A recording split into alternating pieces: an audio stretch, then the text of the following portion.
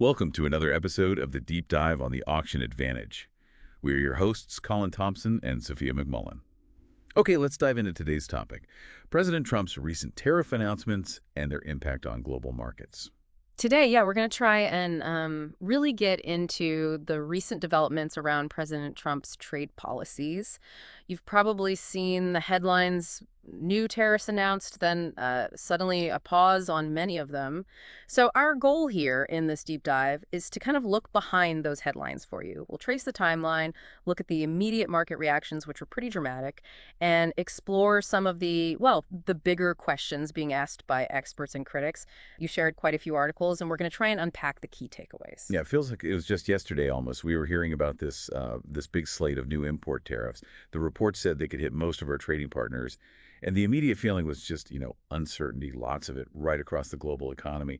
What struck you first about that initial announcement? Well, the sheer scope, really. The initial report suggested it was incredibly broad. And anytime you have that kind of wide-ranging policy shift announced, it immediately brings up questions about supply chains, trade relationships, just general disruption. Yeah. And that uncertainty, markets, well, they don't tend to like that very much. No, they certainly don't. And that uncertainty, like you said, seemed to feed right into some pretty wild swings in the financial markets. Actually, several sources pointed out the volatility was the most intense we'd seen since the really early days of the COVID pandemic. That kind of puts it in perspective, doesn't it? The scale of the reaction. It absolutely does. It just shows how sensitive the global markets are to these trade policy signals. Even just the idea of big changes can set off major movements. Yeah. Predictability, stability, that's what markets crave in trade. Then, fast forward to Wednesday morning, and we get those posts on Truth Social from President Trump. The first one, 9:33 a.m., saying, "Be cool. Everything is going to work out well. The USA will be bigger and better than ever before." And then just 4 minutes later, "This is a great time to buy DJT." I mean, as an observer, you can't help but notice the timing of those messages. The timing is definitely noticeable, especially when you see what happened next. It naturally makes you wonder about the intent behind them and maybe the potential influence given the market activity that followed just hours later. Exactly. Because just before 1:30 p.m. that same day, Wednesday, the news breaks about a pause on many of those tariffs. And the market's reaction was, well, dramatic might be underselling it. Can you walk us through those numbers again? Sure. It was quite something. The Nasdaq had its biggest one-day jump since 2008, up almost 12%. The S&P 500 climbed about 9.5% of a really big move. And the Dow Jones Industrial Average surged around 8%. That's roughly 2,800 points. So yeah, very, very significant gains in a single day. Huge numbers. And of course, that kind of turnaround sparked a massive amount of chatter online. The phrase Trump pump started trending almost immediately, didn't it? Capturing that sudden market surge right after the pause was announced. The term Trump pump, while obviously informal, it really reflects that perceived link. The announcement happens, the market jumps. It just underscores how powerful these policy signals, or even hints of policy signals, can be for investor mood and ultimately market direction. Okay, so let's dig into this pause itself. What exactly did it entail? President Trump announced a 90-day pause on these country-by-country tariffs for many nations. And this seems crucial. It wasn't for everyone, right? That's a really important distinction, yeah. The pause explicitly did not cover goods from Canada and Mexico. Apparently, those imports are still facing a 25% tariff connected to fentanyl concerns. And also important, the existing 25% tariffs, the ones on cars, steel, aluminum, those weren't paused either. They stayed in place. So a pause for some, but definitely not a full rollback. Significant tariffs remained. And then we saw the European Union respond almost in kind. They announced their own 90-day pause on countermeasures they were planning. What does that tell us? Well, the EU mirroring the 90-day pause, it suggests maybe a mutual interest in just cooling things down, at least for a bit. It creates a sort of breathing room, maybe for talks, for negotiations, without the immediate threat of tariff escalation hanging over everything. Okay, so a pause for many. Reciprocal action from the EU. But then there's China. The story there seems completely different. Our understanding is while these pauses were happening, tariffs on Chinese imports actually went up. That's quite a divergence. It really is. It shows this wasn't just a blanket de-escalation. While some partners got a temporary break, the focus on China seemed to intensify. The reports initially suggested a jump to 125%, but then it's clarified, I believe, to be effectively 145%. That included a pre-existing 20% levy related to accusations about China and fentanyl production. 145%. Wow. And predictably, China responded. Yes. Reports indicate China hit back with its own retaliatory tariff, an 84% tariff on U.S. goods. So any cooling was definitely selective. The trade friction with China actually seems to be heating up significantly. Precisely. It looks less like a general truce and more like a strategic redirection of trade pressure, specifically towards China.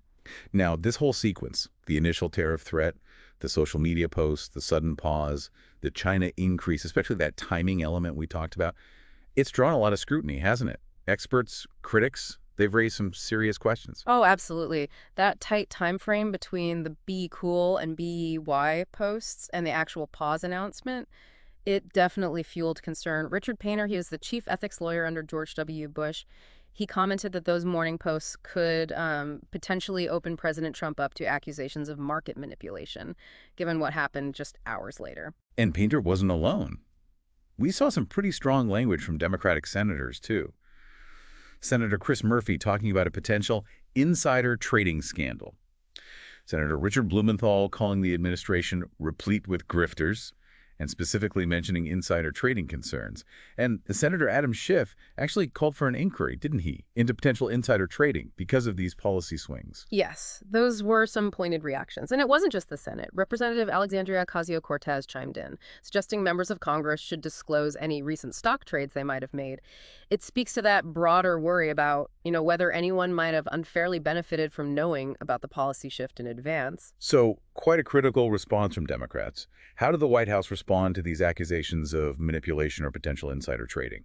The White House pushed back hard. Spokesman Kush Desai rejected the Democrats' claims. The statement basically said the president has a duty to reassure markets, reassure the public, especially against what they called nonstop media fear-mongering. They framed it as responsible leadership. So, two very different ways to interpret those morning posts, then. You have Commerce Secretary Howard Lutnick suggesting it was just Trump being Trump, expressing confidence in America, encouraging people during volatility. But then others, because of that timing, see something potentially more calculated, given the pause was announced so soon after. That's really the crux of it, isn't it? Was it general optimism, or was it perhaps timed with knowledge of the upcoming announcement that was likely to boost the markets? Without more information, it's hard to say definitively, but that close timing is what keeps the question alive. Let's pivot now to the potential impact on the ground. For consumers, for businesses, what did the sources say about that? Well, one pretty clear indicator came from a Reuters Ipsos poll.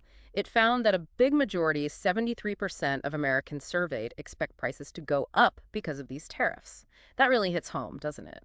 The core worry that these import taxes just get passed down the line to the consumer. Higher prices for, well, lots of things. Yeah, it's often the fear.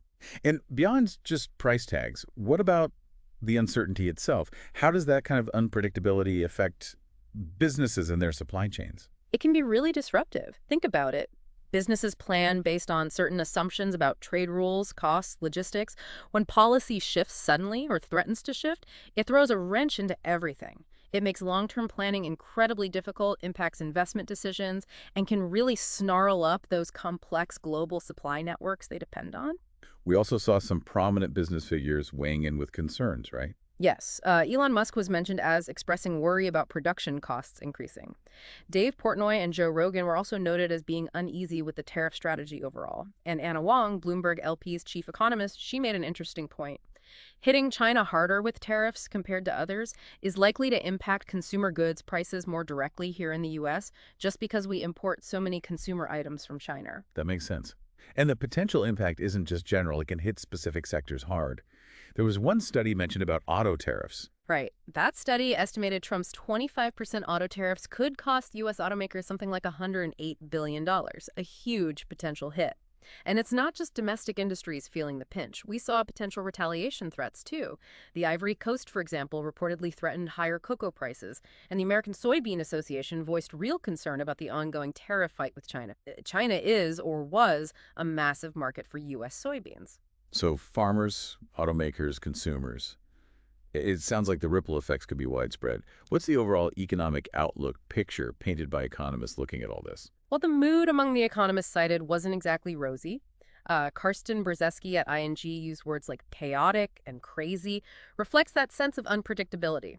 Mark Zandi at Moody's Analytics predicted more volatility, more bad days in the stock market, he said, plus a massive price increase for consumers, and he even flagged the risk of a recession. A recession risk mentioned more than once, actually. Peter Ricciuti from Tulane University put a number on it, a 90% chance of a U.S. recession, linking it partly to what he saw as overuse of tariffs. That's a pretty stark warning. It is. It really underlines the level of concern in parts of the economics community about where these aggressive trade policies might lead the broader economy. Okay, lastly, let's touch on the global reaction. We mentioned that quick relief rally when the Oh, pause was announced.